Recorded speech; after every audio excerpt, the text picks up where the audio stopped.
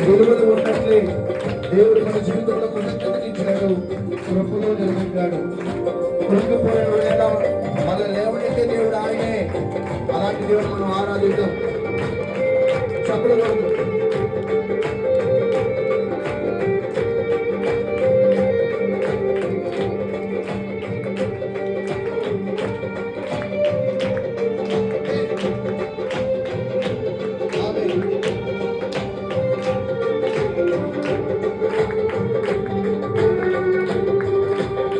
శృతి ఉన్న